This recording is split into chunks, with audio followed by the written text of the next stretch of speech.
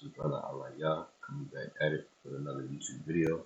And before I jump into it, I want to give all praise, honor, and glory to the Most High God, Yahweh, Bashima Mashiach, Malaki Shah. That's to say, in the name of His only begotten Son of the world, and God, Jesus Christ. And in today's video, right, we're going to be touching on the power of fasting and its truth, right? The act of depriving yourself, right, of food, and water for the sake of strengthening your spirit, right? Which is what really, fasting is touching on, right? So let's get the definition of fasting real quick, right? Abstain from all or some kinds of food or drink, especially as a religious observance, right? So now we're not dealing with this word religion right here, right? Because being an Israelite, being a follower of who the Lord is called Jesus Christ, right? Who was an Israelite himself, right? Who ultimately kept the commandments of the Most High God, Yahweh. Right? That's ultimately culture and inheritance passed down to us and to our children. All right, let me get that real fast. Deuteronomy 29:29. It's the book of Deuteronomy, chapter 29, verse 29. The secret things belong unto the Lord our God, but those things which are revealed belong to us and to our children forever, that we may do all the words of His law. And what has been revealed to us, right, is the act of fasting, right? On a carnal level, right, fasting has its so-called benefits, the things that strengthens your flesh in terms of your internal health and all these different things. Purifies your blood, cleanses you from toxins rather, generates old cells, right? There's all these different things. Right, look at this. Right, so now being in this truth, right? This is not why we proclaim fast, but nonetheless, this is something new. The Most High, He's commanding things for us to do that's only good for us. The Lord wouldn't command us to do something that's bad for us, right? The Most High is righteous, and in Him is no darkness at all. Let's get that real quick. 1 John, chapter 1. I'm sorry, verse 5. This then is the message which we have heard of Him, and declare unto you that the Most High is light, and in Him is no darkness at all, right? So, the Most High, He's not wicked. Right? He's righteous and ever be righteous, right? So He commands us to do different things, not just fasting, but praying, reading, repenting, making our bodies a living sacrifice for the sake of Yahweh Bashim Yahushua, His truth, right? Our nation, etc. Right? All for greater good in the end, right? This is a walk of faith, not of sight. We're not the children of the flesh, right? We're the children of the spirit. Right? We're not Esau, right? We don't have to have things physically in our face for us to believe it. Let me get this in 2 Corinthians 5, verse 7. For we walk by faith, not by sight. Alright, so that's a huge part of being in this truth. Believing that Hamashiach Yahushua, who called Jesus Christ, walked the earth, which is just one of many, right? But one of the greatest things, right? It was all by faith. Believing in the angels, believing in the resurrection. Alright, just to name a few. Alright, but let's dive into the benefits of fasting. It says it boosts weight loss, promotes secretion of the human growth hormone, helps athletes, right? Normalizes insulin sensitivity. So you got so-called diabetes, it's good for you, right? Bettering and stabilizing, right? The insulin normalizes ghrelin levels, right? Lowers triglyceride levels. It's good for your heart. May slow down the aging process, right? And benefits that I know outside of this list, right? So-called, right? It regenerates your old damaged cells, eliminates toxins, strengthens your immune system, provides clarity and calm, right? Those just to name a few, right? But nonetheless, right, that's just looking at it from a carnal side of things, all right? Now it dominates on the spiritual side of things, right? So it's down to the precepts, right? We want to hear what the Lord has to say. Right, so let's get the book, Matthew chapter 9, verse number 14. Right, because, right, who wasn't God Jesus Christ, Yahweh Shah Mashiach, himself, actually uh, proclaimed fasts, right? This is something he did often, right? Read about the Lord fasting 40 days and 40 nights in the scriptures. What you do. It wasn't a little 40 days and 40 nights. Number 40 is a spiritual number, right? Read about Noah being in the ark 40 days, 40 nights, right? Read about Moses, right?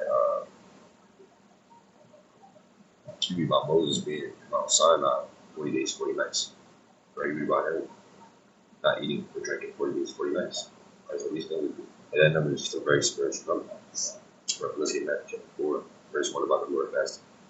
Then was Yahushua led up with the Spirit into the wilderness to be tempted of the devil. Right? And when he had fasted 40 days and 40 nights, he was afterward hungry. Right? So we see the Lord fasted 40 days and 40 nights. And he was hungry. What does it mean he was hungry?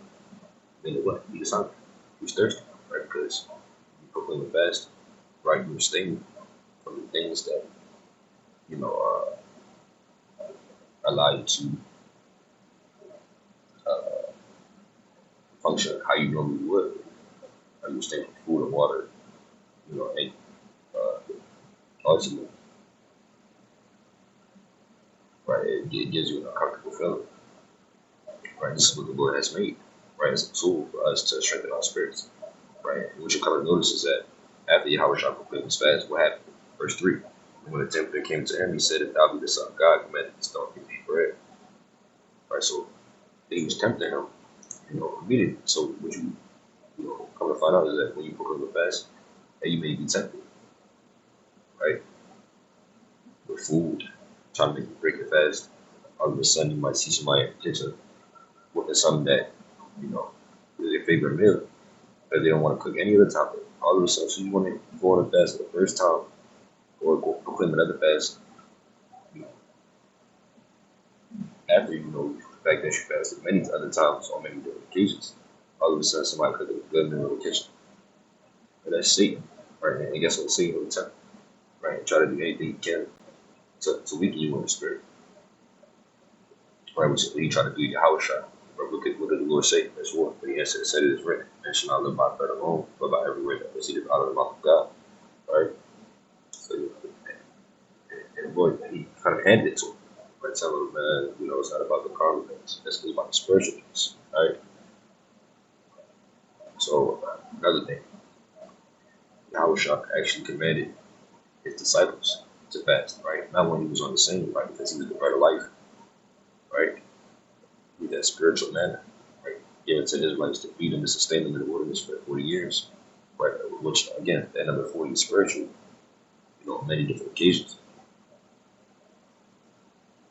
right? But, while the Lord was on the scene when his disciples didn't need to fast because of the Son of Man, right? He has, a name in heaven that the spirits know that they don't even approach unto, right? Whenever the Lord is on the scene, that these spirits, they flee, right? Not to say that the Lord didn't get tempted, but nonetheless, they obeyed him, right? Because he had status, he had rank in the spiritual world, right? Hey, fasting, resistance, the flesh and temptations, all these different things, staying 10 toes down for Yahweh Bashan El Shah. That gives you a name in the spiritual world. Hey, Paul, he had a name in the spiritual world. Read about both Yahweh Shah and Paul having a name in the spiritual world in the book of Acts, chapter 19, verse number 15. Alright? So with them having that name, right, they had, dominion over these different spirits. Right? So Yahweh Shah on earth was able to, cast spirits off of, disciples and all these different things. Right? And this to teach them to show the will of the Most High. Right? Having and fulfill that prophecy of, being that light to those who sit in darkness. So they didn't need fast, right? But nonetheless, he said that only should be while he was on the earth, right? But as soon as he departed, that's when we would have to proclaim fast, right? We're going to read about this in the book of Matthew, chapter 9, verse 14. Then came to him the disciples of John, saying, Why do we in the Pharisees fast often, but like disciples fast not? Which notice right here too. We understand what the disciples, or rather, yeah, the disciples of John, the Pharisees, the Sadducees, right, all just different men with Israelites. Right, the Pharisees were the priests, right, outside of the Levitical priesthood at this time, or in the of the Levitical priesthood, rather, right, of which was divided. Right, but nonetheless, the Pharisees were Levitical priests, right, and they fasted, right, so the Israelites, always had within their culture to fast.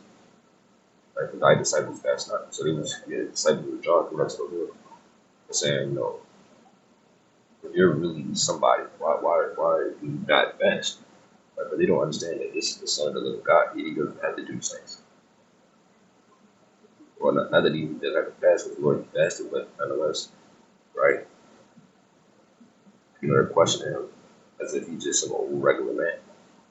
Right, verse 15, Yahweh shall send unto them, and the children of the bride chamber born, as long as the bridegroom is with them.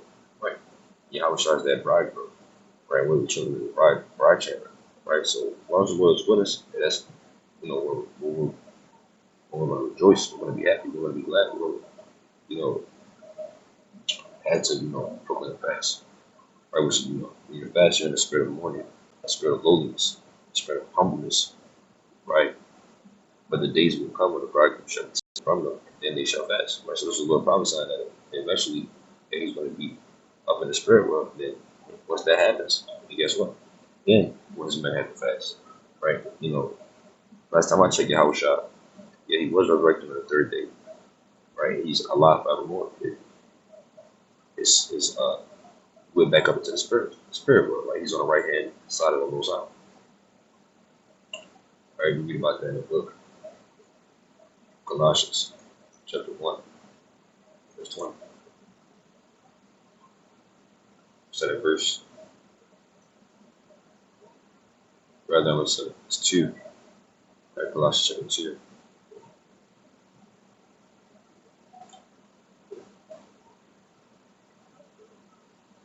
That's the book of Colossians chapter 2. Verse number. Let's see. Matter of fact, it might have been Ephesians, right? Matter of fact, it might have been Ephesians.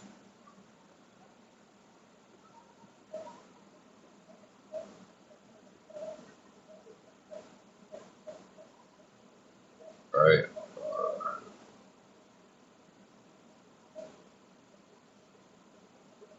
It's the book of Ephesians, chapter 1, and verse number 20. Which he wrought in the Mashiach, he raised him from the dead and set him at his own right hand in the heavenly places.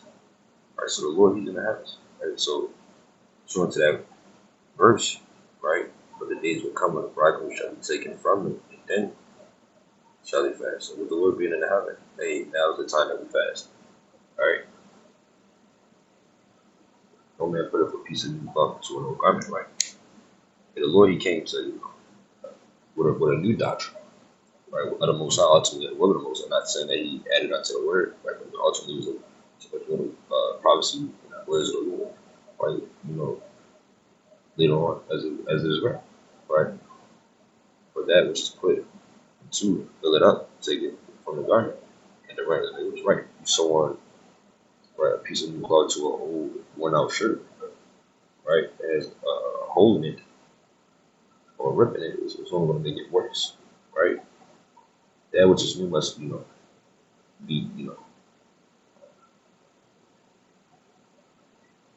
separated, right, by itself. It can't be added into something that's old, right? Says neither do men put new wine into old bottles, because the bottles break, and wine without the bottles perish. They put new wine into the bottles, the both are preserved. All right, that's the point. Right? This is that new wine, that new understanding, right? Yeah, that's going to preserve. It's going to be preserved when it's all said and done. So another thing, fasting was a routine thing among our people, among the so-called blessed Native Americans in the Asian world. Right? So not only do we just read that in this account that we just read, right? The book of Matthew chapter 9, verse 14, with the disciples of John and the Pharisees, but we also read in this account of the book of Luke chapter 18, verse 10. It says, 2 men went up into the temple to pray, the one a Pharisee, so it's another Pharisee, and the other a publican. Meaning what? Yeah, a man that was over different things. Right? That was his job, right? Citizen. The Pharisee stood and prayed thus with himself, the Most High, thank you that I am not as other men are, extortioners, unjust, adulterers, or even as this public. And that's wicked to compare yourself to that. Basically, boast yourself and being mightier than other people. I fast twice in a week. I give tithes and all that I possess. Right, but we see nonetheless, let's keep going, even though this prayer was on, right? Hey, he said he fast twice a week, so fasting twice a week was a normal thing back then, right? And you don't have to, it's not a commandment to fast twice a week in terms of, to receive salvation, but nonetheless, that is something that's, going to be very, very much beneficial and helpful on this journey to the kingdom, right? Which is why these things are written for our learning sake, right? As states in Romans chapter 15 and verse 4. Let me get this in Acts chapter 13, verse 2. As they ministered to the Lord and fasted, the Holy Ghost said, separate me Barnabas and Saul for the work unto I have called them. So when you fast in the Holy Spirit, it can do things for you now. This is just one example. When they had fasted and prayed and laid their hands on them, they sent them away. So they being sent forth by the Holy Ghost departed into Seleucia. From thence they sailed to Cyprus. And when they were at Salamis, they preached the word of Yahweh in the synagogue of the Jews. And they had also drawn to their minister. Right? Right, so we see, again, the Jews, the Israelites, right? Saul, Barnabas, these men fasted. Right? So, with us being called, the servants of the Lord, the followers of the Lord, the disciples of the Lord, we got to do exactly what the Lord did. Right? Else we wouldn't be given such titles. Right? So now, I want to get some scriptures on what fasting does for you on a spiritual level. Right? You just read about the carnal benefits. Yeah, it's cool, it's sweet or whatnot, but what we really care about now is what it really does for us on a spiritual level now. Right? It's the book, Matthew chapter 12 and verse 43. Right? Because you gotta understand that there's a spiritual battle in which we're in which we're fighting against these spiritual principalities and powers. Right? You get Luke, real quick. Chapter 22 and 31. And ultimately, these spiritual, he wants you to use the battle. He wants you to tap out. He wants you to give in. And the Lord says, Simon, Simon, behold, Satan hath desired to have you that he may sift you as wheat. Right? That's, the enemy wants to devour us, wants to consume us and cause us to sin, to be destroyed in the end, to accuse us before the Heavenly Father, to be judged. Right? It says, Matthew 12, verse 43, when the unclean spirit is gone out of a man, you walk through dry places, seeking rest and finding no rest. But that unclean spirit is dealing with what is a demon. Right, let's pray real quick. In the book of Matthew chapter 8.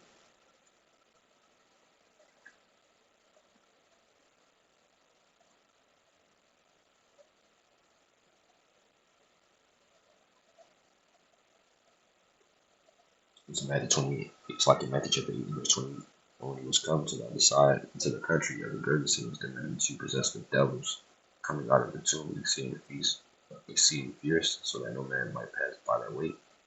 Right? And jumping out of verse 30, and there was a good way off from them, and I heard many swine feeding, so the devil beside him, saying, if thou cast us out, so I was to go away into the herd of swine. Right? We understand that what swine or pigs are an unclean animal, right? These spirits, they wanted to attach themselves to an unclean thing by making them an unclean spirit. Also showing you what that demons, devils are that unclean spirit is talking about. Right? You walk through dry places seeking rest and find it not. I mean what when a spirit is casted out, just like it was casted out of that man. Right, ultimately, right, his habitation, where he resides, where he dwells, is not as, how can I say it? Right, it's not as desirable. Right, it's uncomfortable for these spirits. They don't get off on it. Right? Then eventually what? Verse 44. Then he said, I will return to my house from whence I came out. And men are likened unto houses. Right? We're likened unto tabernacles, right? Which is a house. Right? So these spirits, they kind of get fed up. And then guess what? They want to return back to that same person or host that they were, just like a parasite. You know? Just like a parasite. So we're likened unto houses, like I said. Right? Let me get that real quick. Second Peter. Rather, First Peter, chapter 2, verse number 5. They also, as lively stones, are built of a spiritual house. Right, so what spiritual houses? Where any spirits dwell in spiritual houses, whether they're the right hand side of the righteous angels, or the left hand side of the wicked angels. And holy priests offer up spiritual sacrifices acceptable to Yahweh by Yahweh Shah Mashiach. Right? So verse 44 again. Then he said, I will return to my house. So now that we understand that what the spiritual houses is talking about, any spirits, any evil spirits, once they're casted out, they desire to go back, to that host that they were at originally. Just like when a Detroit parasite, once they're casted out, they desire for more blood, they desire for more flesh, And when these come, you find it empty, swept, and garnished, right? Meaning what? Ultimately, that house that he returned back to, it's the perfect conditions, right? No longer, right, is he getting kicked out, right? Because it's free from the Lord dwelling, right? Because ultimately, what? The Lord is the door. That is the book of John, chapter 9, verse 1. Right? With the Lord being the door, right? You want the Lord to dwell within you, right? You don't have the Lord dwelling within you in his spirit. You're going to have other spirits dwelling within you, all right? You don't have the Lord supping with you, as it states in Revelation chapter 3, verse 20. A spiritual demon Satan is going to sup with you, right? Because, light cancels out darkness, right? And only one or the other can abide, right? So it's up to you to decide whether or not you want to allow the Lord to dwell within you or these spirits. And these spirits, they desire a comfortable place, and their comfortability is in what? Wickedness and uncleanness and sin, all right? So you don't want to dwell with sin, all right? This is what happens when, right, sin is present within a house, right, which is a man and his spirit. Verse 45, then goeth he, that same unclean spirit that was kicked out the first time, but he realizes that the Lord's spirit is no longer dwelling within that man. He taketh with himself 7 other spirits, more wicked than himself, and they enter in and dwell there. And the last state of that man is worse than the first, even so shall it be also unto the wicked generation. And we see more spirits plaguing us. So spirits,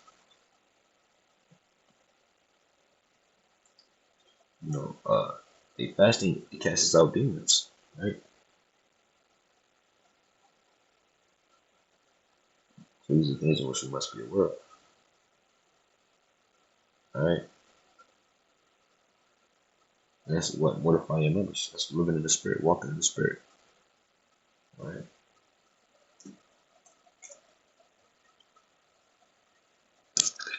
In the book of Psalms 35:13. But as for me, when they were sick, my clothing was sackcloth. I humbled my soul in fasting, my prayer returned into my own bosom. Read that one more time. But as for me, when they were sick, my clothing was sackcloth. Right? So, when you're sick, you want to humble yourselves and bring yourself down to a low state, right? Because, and that's how faith in ourselves, the Lord sees it. And, according to the Lord's mercy, He can strengthen you, right? Because He sees the things in which you endure. He knows His creation. The Lord is not oblivious to the pain and the suffering which you face. How much more will you willing to take it upon yourself to fast for the sake of pleasing Him? I humble my soul with fasting. My prayer returns to my own bosom. That you fast, you got to present a prayer that wasn't being heard prior to you fasting. The Lord can hear that prayer. Sometimes that's what's required, man. You crying and sighing in the spirit earnestly for the Lord, right? To be there for you, right? To lighten that yoke upon you. Sometimes that little extra push is what it takes, to make that request a reality. For the Lord to be pleased with you. All right. So it can't really it can cause your prayers to be answered by the Most High. Funnily enough. Book of James chapter 4, verse 1. The one's commotion finds among you, and then has even of lust or warring your lovers. Right, so it tells you that what? The battle that you speak is spiritual comes with what within our flesh, right? We have all manner of different lusts that war within our flesh. They lust and have not. That's the point. Our flesh wants to go after something that's wicked, but it's not satisfied. Jump down to verse 7. Submit yourself therefore to the Most High, which is the devil, right, which is what your flesh lusting is, right? He will flee from you. Once you don't entertain it, he'll leave. He'll go. You know, he'll return again. I just read in Matthew 12:43. But nonetheless, you continue to resist, keep on leaving. You gotta continue to do this until the Lord returns. Right? That's what it means to endure to the end. As it states in Matthew chapter 24, verse 13. Right? Draw not to the Most High, he will draw not to you. Right? It's just that simple. Okay? So you resist the spiritual living Satan, right? Through fasting, through keeping the commandments. Right? That's what's going to strengthen you spiritually to be fit, to be a servant of the Lord. Alright? In the book of Isaiah chapter 50, verse number 3. Wherefore have we fasted, say ye, and thou seest not. Wherefore have we afflicted our soul, and thou takest no knowledge. Behold, in the day of your fast, take on pleasure, and exact all your labors. Right, so this is what the spirit of Israel when they fast, right? Regarding the Most High, right? They're saying that the Lord doesn't see them. The Lord is responding back by saying, what? You do all these pleasurable things when you fast, right? And you take off, from all your labors, right? You don't really fast in the true sincere spirit. You're fasting in the spirit just to fast because it sounds good, but you're not really operating in that a state of being, asking the Lord for something and show how much you want it through you, showing how much He is above you or higher than you, how much you're nothing, right? Which is what your spirit is supposed to be moving while you're fasting. And that's supposed to be the spirit of happiness and joyfulness and mirth, right? J fast for strife and debate, and to smite with the fist of wickedness, and that's what fasting does. It allows you to fight with evil, to purge out spirits, to purge out demons, right? You shall not fast this day. Fasting every day this day to make your voice to be heard high, right? Is it such a fast that I have chosen a day for a man to afflict the soul? Yes. It's a sarcastic question. So bow down his head as a bulrush and you spread sackcloth and ashes under him. Yeah. Because again, you're supposed to be acknowledging your lowliness inside of the Most High, how much higher above He is to you, right? Without calling this a fast and exactly what things like, well, again, another sarcastic question, but that's exactly what a fast is. It's literally telling you what a fast looks like. Verse 6 is not least the fast that I have chosen to loose the bands of wickedness. This is how you free yourself from the spiritual shackles, which is what being controlled by sin in your flesh and lust is, man. You're being weighed down by spiritual shackles. So do that to undo the heavy burdens. Also, you what? Again, unlocking all those different shackles and freeing yourself to be free in the Lord. And to let the oppressed go free. And that should break every yoke. And we're able to break every yoke through fasting and praying. Never jump down. Verse 8, then shall thy light break forth as the morning, and thine health shall spring forth speedily, and thy righteousness shall go before thee, the glory of Yahweh shall be thy reward. And that's when it's gonna come with it, man. Right? You're gonna be righteous, man. Holy. Honorable. Do you being shaken by the Spirit of the Lord. Alright? So fasting is a powerful thing. The so-called other cultures around the world, they fast for carnal purposes, but nonetheless, we do it for spiritual. And the spiritual far outweighs the carnal. The Lord can literally, if He wants to, He can heal you for whatever you do. If you have some people that fast for their health, benefits and whatnot, but the Lord will heal you. He'll listen to your prayers. Also, all healing comes from the Lord, right? It's not really the medicines and all these different things. Most likely heal you through medicine, right? But really, it's true, the Lord, whether or not He wants to heal you through that medicine. And so it's really the Lord that we should be seeking after first and foremost before anything, right? which is what our forefathers did.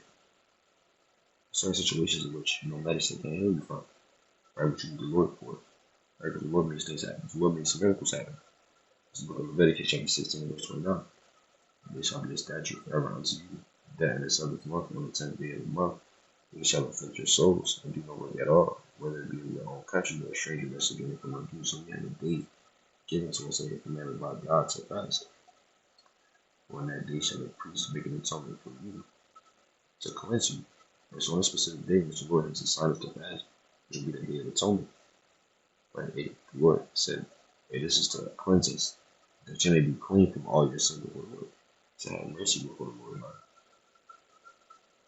So fasting can cause you to, be forgiven for sins. If the Most High accepts that fast, it has to be done in a sincere spirit. It can't be a half-assed spirit as you're fasting. Let me get this real quick. In the book of Leviticus.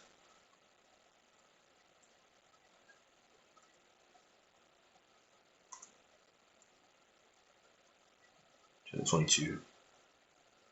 Alright, verse number 20. Shalakia. The book of Leviticus. Chapter 22. I'm sorry, verse number 20.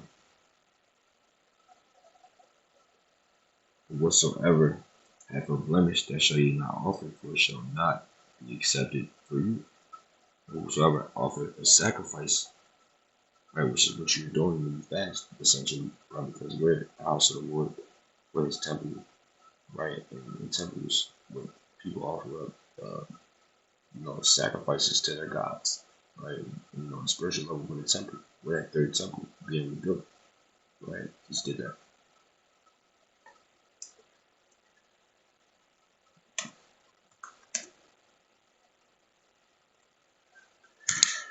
Right, so what's been a spiritual temple, we're offering spiritual sacrifices. This is 1 Peter chapter 3. Let's see.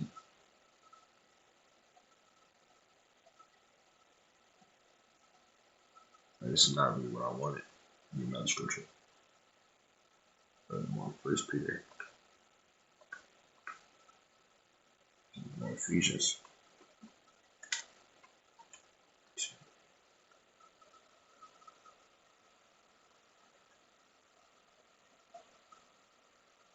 This is the book of Ephesians chapter 2, verse number 21. Sorry, 20. Sorry, 19. Now therefore ye are no more strangers and foreigners, but fellow citizens with the saints and of the household of the Most High. They are built upon the foundation of the apostles and prophets, Yahushua Mashiach himself being the chief cornerstone, being the most important piece of this temple, right, that keeps it up, and all the building and fight together go unto a holy temple in the Lord. Right, so that temple made right, to offer sacrifices and to serve the Lord. And that's the whole purpose. And that's the purpose of the temple. Right, let me see. Let me get that up real quick.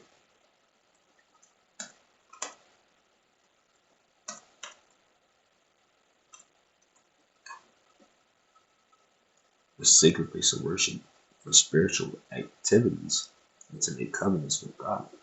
Right? So that's, obvious. Right? So you're going to offer up perfect sacrifices when you show God you can offer up a half-ass sacrifice. Right? The half effort, you got to give it your all. Right? You can't go too hard. Right? It has to be done in the right spirit. Like the spirit we just read in Isaiah 58. And I'm going to get some more precepts on that. Lord willing, after the video and continue on. Nevertheless, that's what, the spirit we also moving in. Alright. So now, right, so that day of atonement the Lord gave us, right, it's literally a commandment for us to keep every year to cleanse us from our iniquity. So that's where the fasting cleanses you from sin, and the sight of the Lord is done in the right spirit. Right.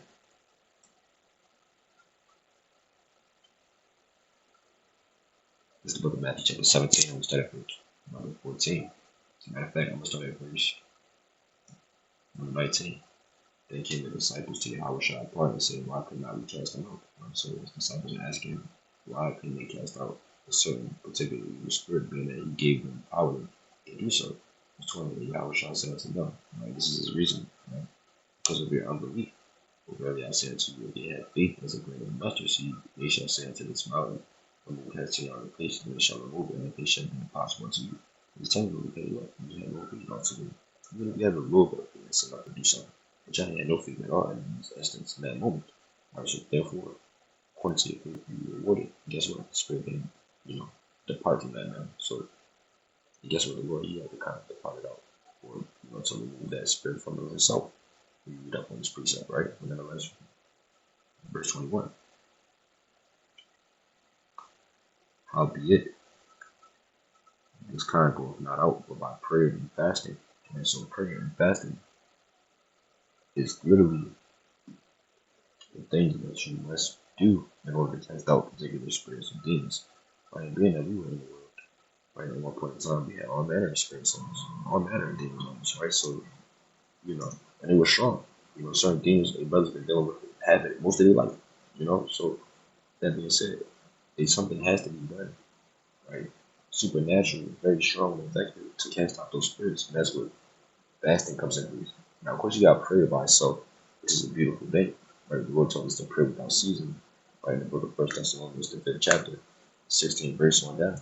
But nonetheless, we fasted is that extra tune-up, right, to give us more strength, right, worshiping the Lord, serving the Lord, to cleansing us with vessels, right.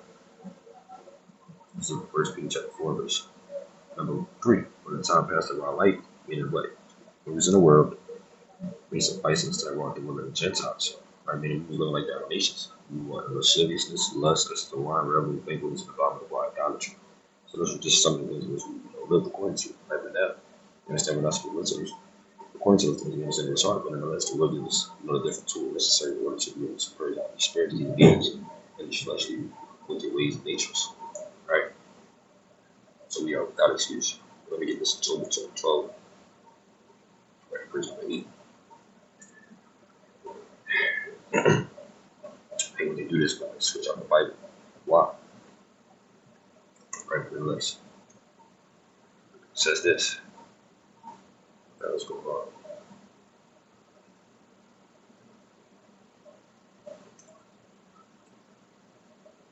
Book of Job chapter 12, verse 8. Prayer is good with fasting. Alright? So prayer go hand in hand with fasting, like just running that account to free from certain spirits. To have the Lord answer certain requests. And just a powerful thing. It's a powerful combination. Right, that the Lord has allowed us to be able to undertake. Let me get this. Ezra chapter 8, verse 21.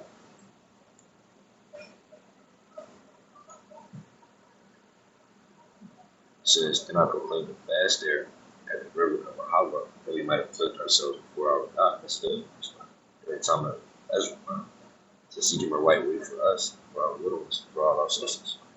So you may not know what to do. You may not know how you should move in a particular situation, predicament that you're in. When you fast, you make some things out to the Lord to answer your prayer, to lead you, to guide you to the right you. The Lord produces that to you. Verse 22. Well, He will. If you have faith, if you're clean in His sight. For I was ashamed to require of the king of their soldiers and horsemen to help against the enemy of the wind. Right, this what?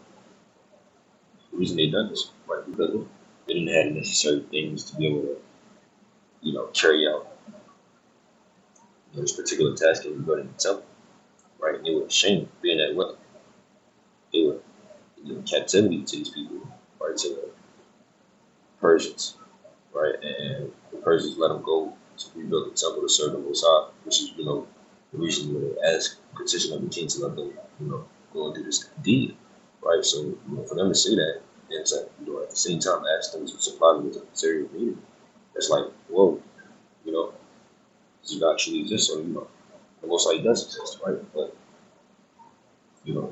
to not be ashamed, right? To not make it seem as if He doesn't exist, Our people, guess what? Our people are people with faith. What they did was what?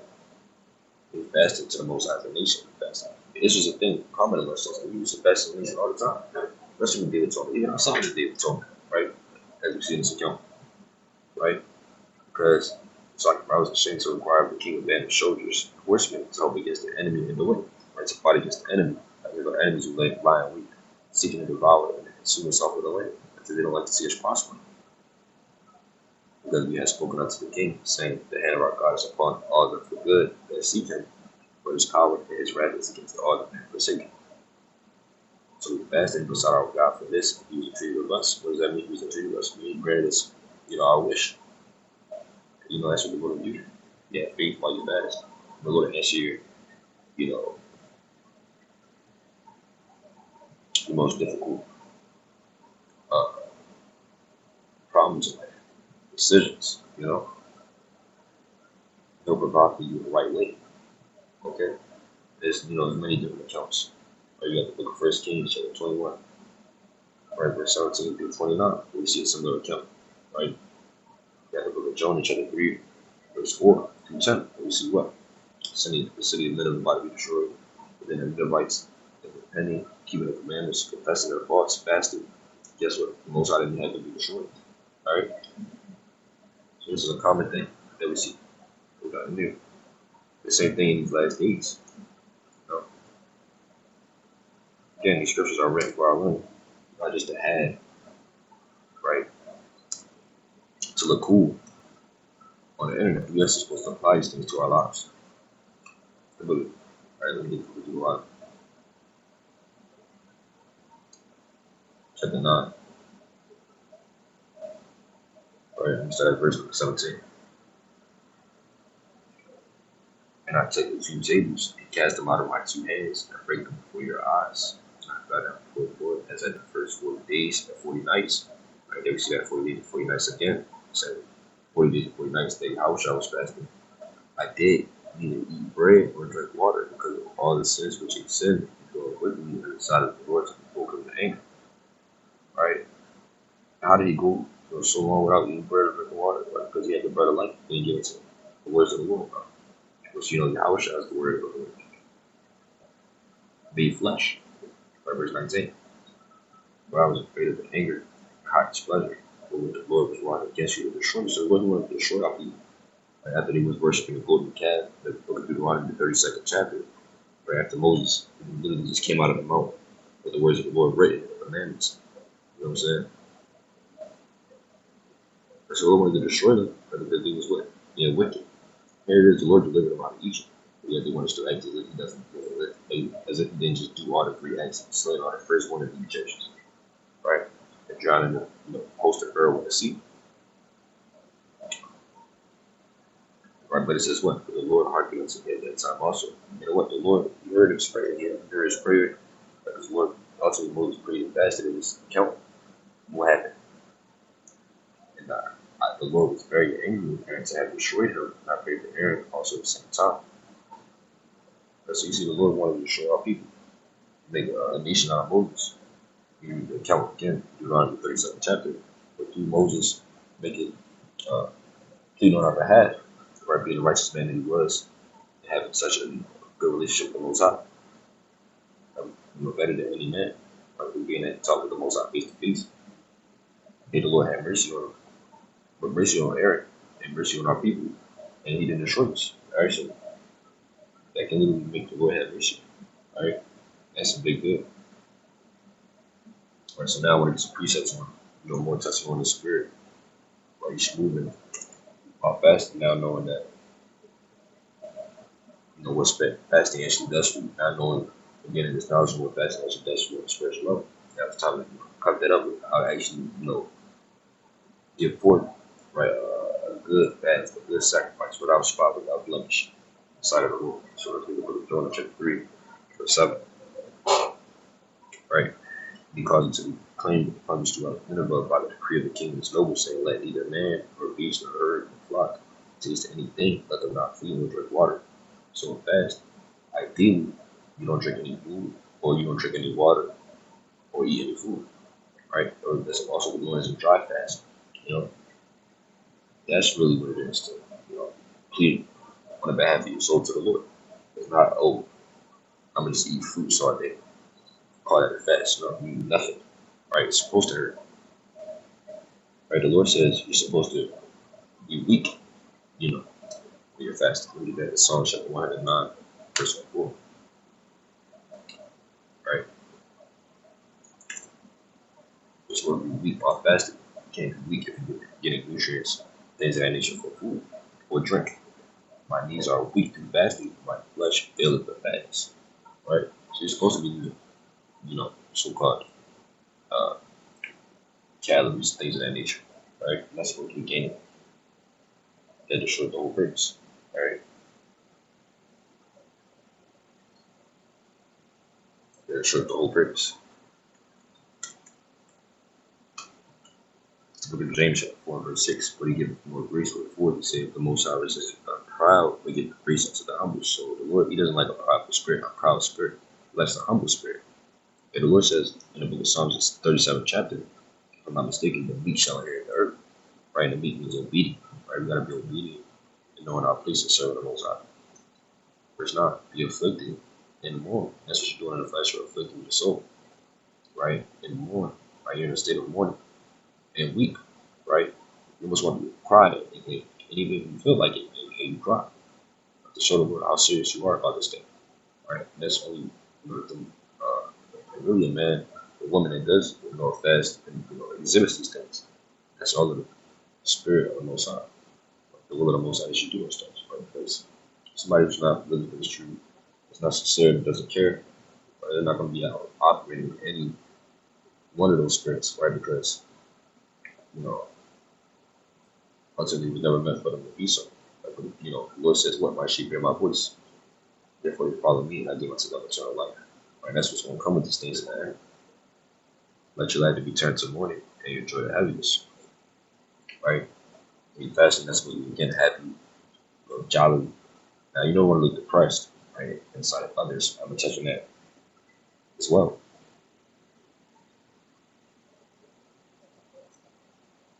Right? But nonetheless, right? You want to be able to play it off, right? So in the book of Matthew, chapter 6, and verse number 16. It says, moreover, when you fast, be not as the hypocrites of a sad countenance. So look sad on purpose, so that men can know that you fast. This will be a secret thing between you and the Lord. For they disfigure their faces, and they, you know, fix it up in a certain way, brown, that they may appear unto men and fast. Verily I say unto you, they have the reward. And that's the sarcasm. So I'll tell you what, at that point, the Lord is not hearing that fast. That's it has a spot and a blemish. Right? The Lord is not dealing with that. Verse 17. But thou, when thou fastest, anoint thine head and wash thy face. Make it, don't make it look obvious that you're fasting. Right? When you're obviously on your own, because you know, when you fast, you want to be again happy, you know, smooth in the spirit of jollity. You want to be in the spirit of mourning and holiness, right? And when you're, you know, fasting to the Lord secretly, you want to, you know, break down to Him, let Him know what's on your mind in righteousness, right? Thy Father will see it in secret. Read it again, verse 18. That thou pray not unto men in fast, but unto thy Father which is in secret. And thy Father which seest in secret shall reward thee openly, you know. And that's what even makes it more living in the spirit. The fact that you're not sharing with everybody without making it a public announcement, right? It's a beautiful thing inside of the Lord, right? So let me go back to where I was at in the book of James, right? Be afflicted more than weep, let your laughter be turned to mourning, and your joy to heaviness. Humble yourselves in the sight of the Lord, and He shall lift you up. And that's what it's about. Show the Lord how much you really want it, how bad you really feel, and the Lord can lift you up out of that situation. He can have mercy on you, you know.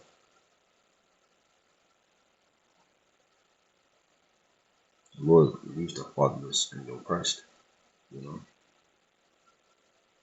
The Lord does these things for our people. Right? He's our God for a reason.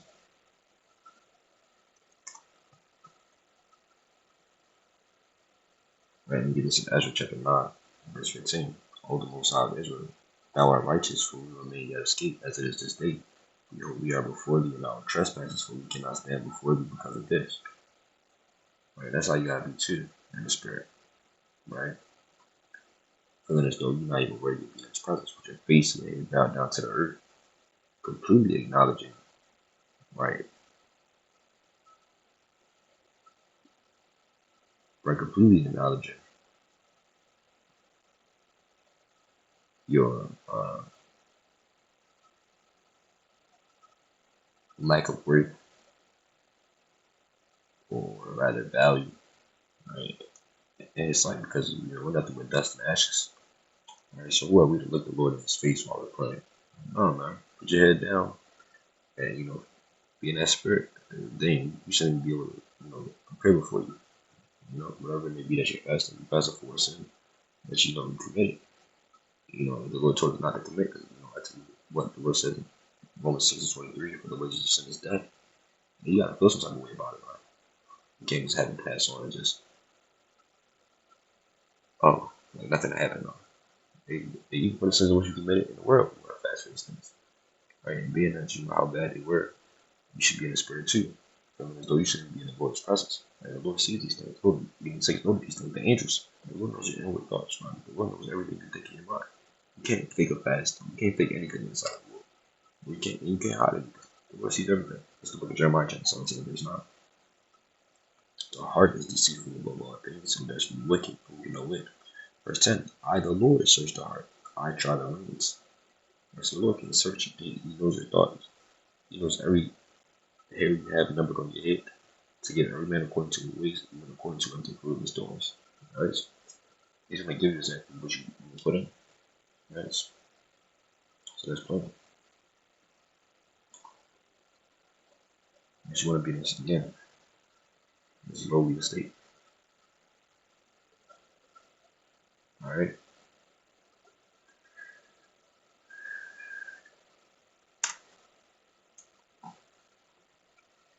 What does that sound like? 34 and 24. It's the book of Sirach 34 and verse number 24. One prayeth and another curseth, whose voice for the Lord hear. Yeah, washeth himself after the touching of a dead body. If you touch it again, whatever is washing right in the law, right? If you touch a dead body, you're unclean, right? So you wash to become clean. But if you touch it again after you just immediately finish washing, what's the point of even washing up to begin with? Like the same thing with a fast. Right here, you fast to be made right with the Most High, you put right with the Most High, or protect the iniquity, the sin, the transgression that you committed. Right? But then you go ahead and commit that transgression as soon as you finish that fast. As soon as you, in 24 hours, damn 1 second, right, you're going to commit that same exact sin again. What was the point of that fast? Right? So you don't want to fast in the spirit of, oh, the Lord's going to forgive me, and we'll do the same thing again, and you fast again, and the Lord's going to forgive me again. And the Lord's not going to hear you at that point. Right? At that point, you're willfully sinning. The Lord says, be not without fear to add sin upon sin, in the book of Ecclesiastes, or matter of fact, in the book of Sirach, or Ecclesiasticus, the 5th chapter, verse 6 on down. Alright, so you don't want to be without fear to sin before the Lord.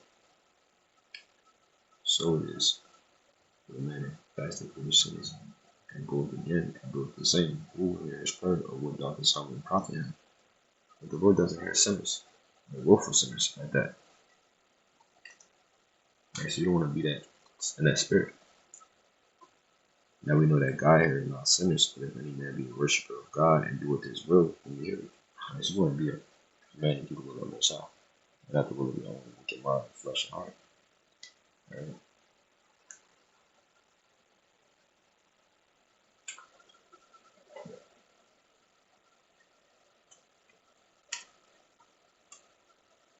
The Lord says this, watch and pray, that you enter not into temptation. The spirit indeed is willing, but the flesh is weak. Right? This is another thing we must have in our minds as well. Praying and fasting, because our flesh is weak. In praying and fasting, we're feeding our souls and resisting temptations, and building that temperance and that self-discipline and self-control. This is what's going to make us stronger, being able to in this weak flesh. This is what's going to allow us to continue to endure. Alright, so this is a must-have. right? In your spiritual arsenal.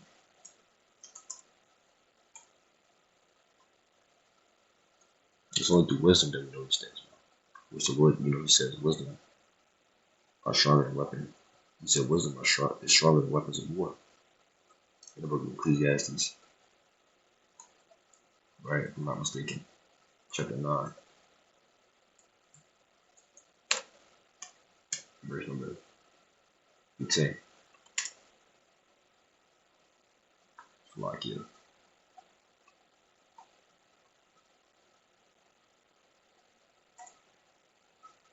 Lord, when I spelled it right.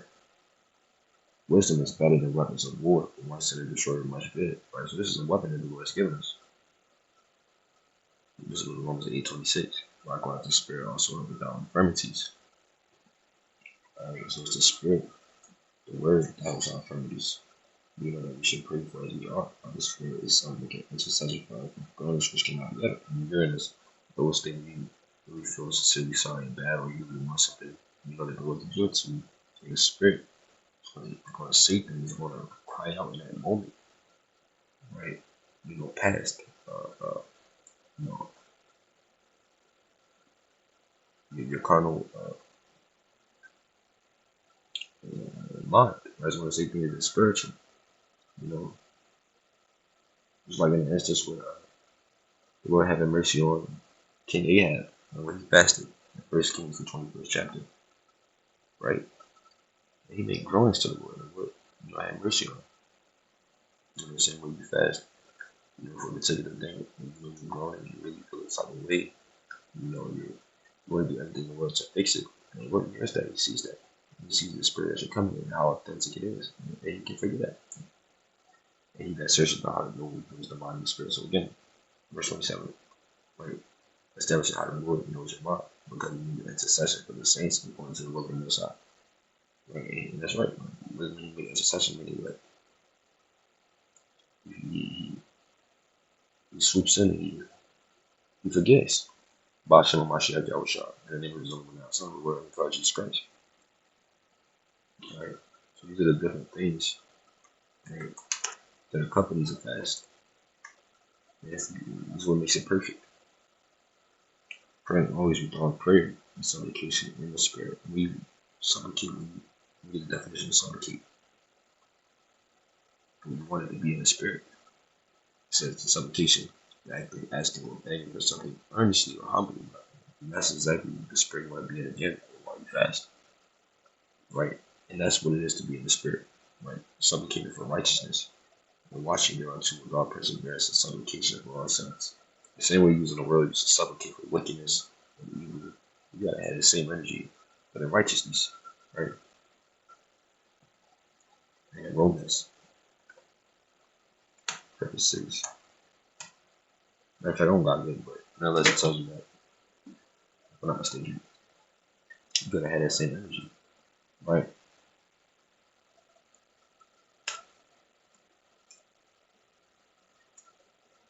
Get this in chapter 18, verse 7. You shall not the Most High avenge his own elect.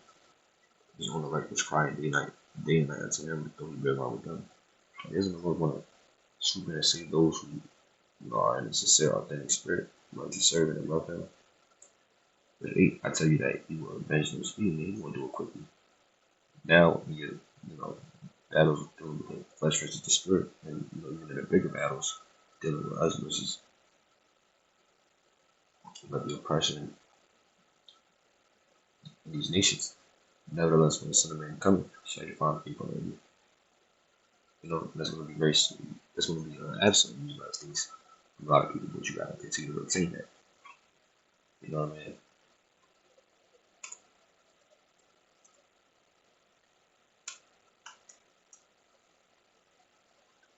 For the second Ezra chapter 5 and verse 20.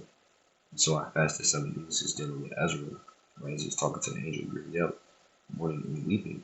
But again, you fast, you don't want to be in a happy spirit, you want to be in a mourning, a sad spirit. Because you already have the angel commanded you. And after 7 days, so it was that the thoughts of my heart, the thoughts of his mind, were very grievous unto me again. Meaning what? I want to tell you, verse 22, that my soul recovered the spirit of understanding, and I'm again to talk with the Most High against the Lord and reveal things to you through you fasting. strengthen you, give you things that money can't buy. Like it's spiritual things the Lord gives. The spiritual man, the Lord that's filled with the Spirit, can understand the true word, which is far above that which again any element or mineral is worth. Right? So now, for the last point on the subject, right, of the power of fasting is truth. I want to say that what? Being a follower of the Most High Yahweh, by Hashem Yahushua, right? That requires you to what? To deny your flesh, which is naturally wicked. And this is what tames it. This is what allows you to put that leash on it, for like a better word, so you can control yourself.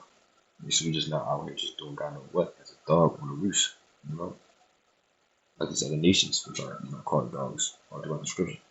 Especially in the book of Revelation chapter 22, verse number 14 through 15. Right? So being a follower of the Lord requires us to deny ourselves. This is a part of the battle. First John 2 and 3. Hereby we do know that we know him if we keep his commandments.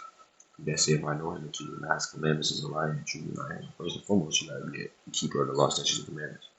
To have anything that I just said in this video to you come to pass. Right, verse 5. Who shall keep his word? Observe it. Yeah. Observe it. Verse 4. That say if I know him, keeping not his commandments is a lie, and the truth is not in him. But who shall keep his word, and him verily is the love of God perfected. Everybody know that we are in him. Right? That say if you abide in him, also so the walk even as he was. So you really say, I'm in the Lord's in me. And he got to do exactly what he did when he was on earth. What did he do? He kept the commandments and he fasted. And he had faith. And he prayed. How much more should we do these things? Alright?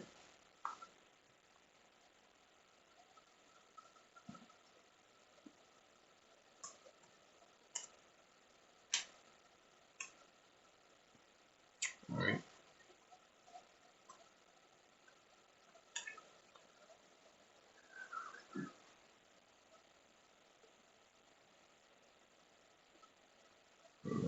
Right, but I get First John. Sure. Verse number 15. Love not the world, neither the things that are in the world. If any man love the world, the love of the Father is not in him. So being in this truth, being in the Lord, you can't let his world, because everything in his world is against the Most High. It's against Yahushua. All that is in the world, the lust of the flesh, that's all that's in the world, is through fleshly lust. And the lust of the eyes, and the pride of life is all the Father brings in the world. Dopamine rush, that's all that's in the world. And the world passes away in the lust of the world, but he that doeth the will of the Most High about it forever. But you understand and you're not giving yourself any strength to want to these things. But lusting in any type of form, not just subject to woman alone. Right? You understand that these things pass away. They passing, then become even the thing that lets you know that this is what mortifies you different things, which one is members. This is what keeps you right on the right path. And really any type of lust is against the commandments of the Most High. Right? So by fasting, you'll be able to keep these things in check. And stay in the spirit, ultimately to what? Light to inherit that eternal life in the end. Right? And with that being said, the earth is getting into hands of evil, wicked people. Right? So we can't follow the philosophies and religions and way of thinking of this world. The earth is given into the hand of the wicked, covered the pieces of the judges thereof, and not where who is he? So we can't carry on with the things that pertain into this world. There's nothing good for us. Right? This is Colossians 2. Matter of fact, it's all good, man. Skip out on that, but pretty much, touch on it as much as I wanted to, right? But nonetheless, let me get this in Mark chapter 8, verse 34. Alright, read the whole chapter. Let's look at Mark chapter 8, verse 34. We're going this video was audible, right? But verse 34. When he had called the people into him, the disciples also were disciples, right? Through the Spirit. Also, he said unto them, whosoever will come after me, let him deny himself, take up his cross, and follow me. The disciple may steer, right? So, if you want to be a real student of the Lord, you got to take up the cross and follow the Lord. And what does it mean to take up the cross? Doesn't mean you literally lift up a cross and you just walk around with a cross, or you wear a cross on your neck. No.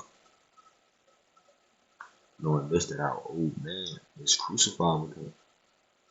That's saying that, right? You and Howard Shaw was best buddies in the past life, and you died with him on the cross. No. It's saying on a spiritual level, you want to actually explain something. That the body of sin might be destroyed, that henceforth you should not serve sin. And so, again, we'll turn back to Mark 3:34. That will take up his cross and follow me, right? It's dealing with what? You destroy your old way of living. Right? That's, it's a part of us, a part of you truly being an Israelite. That's true. So-called Christian, right? We don't identify under the term Christian in the modern sense because what Christians in the modern sense is a name of religion that has nothing to do with the Bible.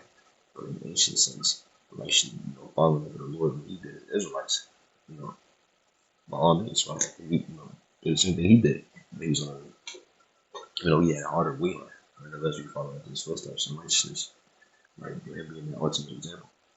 For whosoever will save his life shall lose it, but whosoever shall lose his life for my sake and the gospel shall, the same shall save it. Part of losing your life is giving it over and killing your old ways through the spiritual tools the Lord has given us, right? So be one with the Lord, right? And these damn carnal people on this earth, these monks, they meditate all day, every day, to be spiritually one with these false gods. How much more you think How about Shah was something that actually helps and strengthens you, right? I mean, they meditate all day, right? They draw kind of symbols in their head. They wear that orange jumpsuit, like so-called like the third eye. Like they abstain from all manner of things for carnal reasons. How much more to inherit eternal life, right?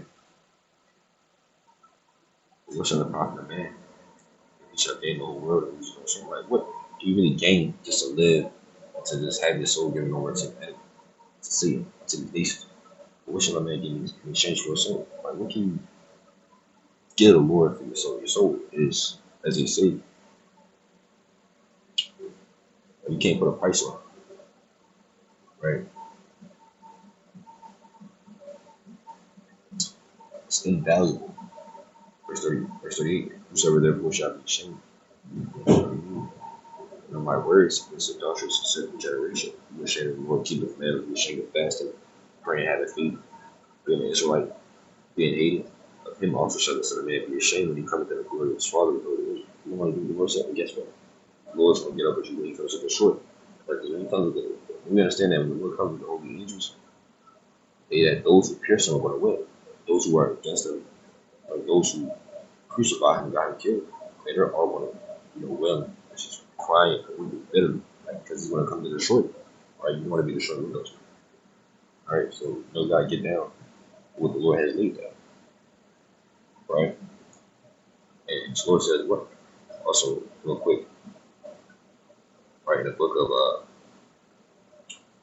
I want to say it's remember real quick. It was the Second Peter. No, it was Second Peter.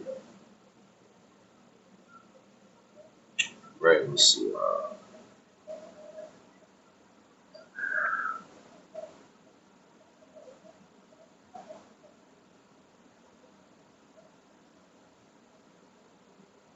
It's one of these books. It's like you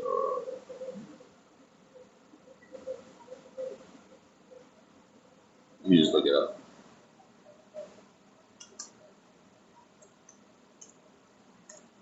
It's the Second Timothy. Right. Second Timothy. It's like Second Timothy 2:19. Real quick. Right. It says, nevertheless, the foundation of the Most High stands sure, having sealed the Lord knoweth them that are his, and let everyone that nameth the name of Hamashiach depart from iniquity. part of departing from iniquity is you actually obtaining these different spirits will seek to cause you to commit iniquity, which iniquity is sin.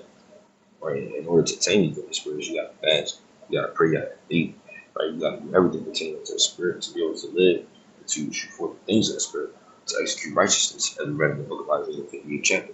All right? So Lord willing, it makes sense.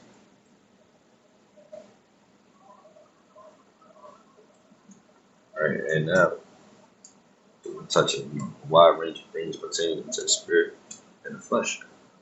Right, to the spirit. It's the book of Galatians chapter 5 verse 16. This I say that walk in the spirit, and you shall not fulfill the lust of the flesh. Right? Walk in the spirit, doing the things that the Lord did while he was on earth, that made him righteous. For the flesh lusts against the spirit, so the spirit against the flesh, so your body is against your spirit, the spirit against the body. The angels against the demons, the demons against the angels. But these are contrary the one to the other, so that you cannot do the things that you would. But if they be led of the spirit, they are not under the law. Now the works of the flesh are manifest for these: adultery, unusual, and with another man's wife. Right? These are the things pertaining to the flesh, right? The things pertaining to what is against, the Lord's will, righteousness, holiness, truth. Right? So, laying with another man's wife, that's other people, or just in general, fornication, sexual immorality, incest, right? All manner of, bestiality, any type of sexual sin that's not biblical, that's evil, that's wicked, that's not in alignment with the will of the Most High. Right? All the sexual sins, obviously, is what's part of sin, is evil. Uncleanness, lasciviousness, right? Which is uncontrolled, unrestrained lust, idolatry, worshiping of other gods, witchcraft, sorcery, right? Hatred, right? You hate your brother, variance, you being at odds with your brother, emulation, you trying to be like somebody else, right? Or you get angry, strife, contention, sedition, right? Uprisings, Pharisees, right? It's like witchcraft, envyings, right? You trying to be like, you want somebody else has, you want to go as far as to have that person shipped away that they have so that you can live that, live their reality, murders, right? You want to be killing, right? Drunkenness, right? Too much strong drink, reverence, which are orgies, such like which I tell you before, as I've also told you in time past that we would do such things, shall not even the kingdom of the Most High. So this is anybody who partakes in any of those things mentioned was just dealing with the works of the flesh, your simple human nature, right? The Lord said you're not going to get the kingdom, you're going to be destroyed. That's the second death. I don't have part of the visual direction if you have ears to hear, right? Right, but the way in which you don't do these things to inherit the kingdom, right? It's right. But the fruit of the spirit is love, keeping the law, such as commandments. Part of that, what? Fasting, praying, joy, right? Peace, long suffering, gentleness. Part of long suffering, fasting, gentleness, goodness, faith, meekness, which is obedience, and temperance, which is self-control. Fasting requires all those different things, all right? Against such there is no law. What that law is talking about is in the law of Moses, not the law of sin and death, right? Because love, you have the wisdom and understanding. 1 John 5:3 says, what? It is the love of God that keep his commandments, and his commandments are not grievous. So love really dealing with law, so it's not dealing with there's no law of Moses, but dealing with there's no law of sin and death against you. But then you ultimately put on, your spiritual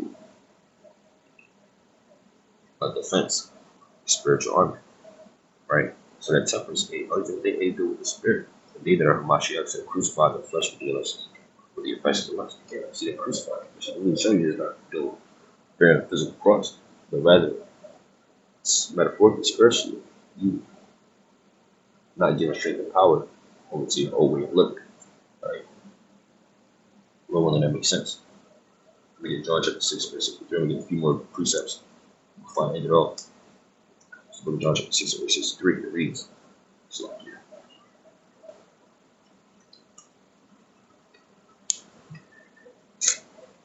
It is the spirit that quickeneth, the flesh profit nothing, so the spirit, the works of it, the works of righteousness. That's what makes you sure the flesh profit nothing. It is flesh, the works of sin and evil. That's what makes you weaker. The words that I speak unto you, they are spirit, they are like, right? The righteous words of the Lord, which we only be able to prove from the Lord's mouth of righteousness. That's what gives us life. My son has not sinned. You shall no more, but as part of the sins, right? That's what we do. Well, that's the Lord for forgiveness, so don't go out ever again. Verse 2, that's the mindset people have. Flee from sin as from the face of a serpent. When thou comest to near, it will fight you. The teeth of love are the teeth of the lion. So we gotta leave off from sin. As if we're being chased from a serpent. Right? Because when it comes to close, we go close to sin is gonna kill us. Right? It's like, lion, wild lion is running right that's killing anything. It's like there's three other niggas either two-edged sword. It means where cannot be here. Right, so sin, right? That's the thing that kills you, right? That's the thing that strips life away from you. And that's what mortifies you.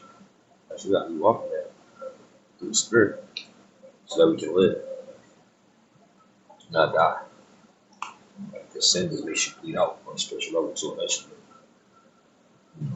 all your spiritual blood is gone, right?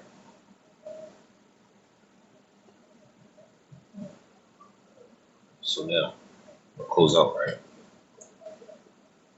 Micah chapter 2, verse 10. It says, arise ye and depart, for this is not your rest, because it is polluted. It shall destroy you even with a sure destruction. You gotta arise out of the ways of this world, the ways of comfortability, right? Because this is not, where we lay it. This is not our end all be all, right? Because again, we have to look forward to this is not even our land. But we gotta go back to our land of Israel. That's our land to go like this. Like the richest piece of land that there is on the face of the earth. Let's don't get comfortable with it. There's still a lot to go, a lot that happen. A lot that we gotta prepare ourselves for spiritually. And raw fasting, man. Pretty much you're just polluting yourself, right? You just like everybody else in the world. The Lord said we are called to be holy. To be holy is to be set apart. We do things that are set apart because we live after the fashion of the Most High Yahweh. Right? It's the book of Hebrews chapter 4, verse 8. For if the Lord had given them rest, then would he not afterward have spoken of another day? Right? A lot of people already had the kingdom, right? After they made it to the promised land. Right? After the 4 years in the wilderness. Right? Why then is it promised even through the Lord himself that we have a kingdom to come? Right? Because surely there's some waiting for us. There's not. There remaineth therefore rest to the people of God, so-called less Native Americans. Right? We haven't been able to rest since we've been born on this earth. Verse 10, for he that is entered into his rest, he also has ceased from his own works, as the Most High did from his. Right? And once you enter into that rest, right, you're no longer having to do things. You're no longer having to fast. You're no longer having to, because you're at peace, you're at ease. You're perfect. You're whole. Right? Verse 11. Right? That's what the Sabbath foreshadows, right? Us eventually put you into the kingdom, we're going to be at that permanent rest. Let us labor, and laboring, part of laboring is fasting, praying. That's how we're keeping the commandments to do on the work of the Lord, preaching the gospel. Therefore, to enter into that rest, lest any man fall after the same example or unbelief. This is what's going to, keep you strong, firmly rooted in the faith. All right, so it's a very necessary part of our spiritual diet. It's fasting. All right. So with that, that was all I had on this through the spirit. Where I want to give my praise on the glory to the Most High again. As always, Yahweh, Bashem, Mashiach, With that, Shalom.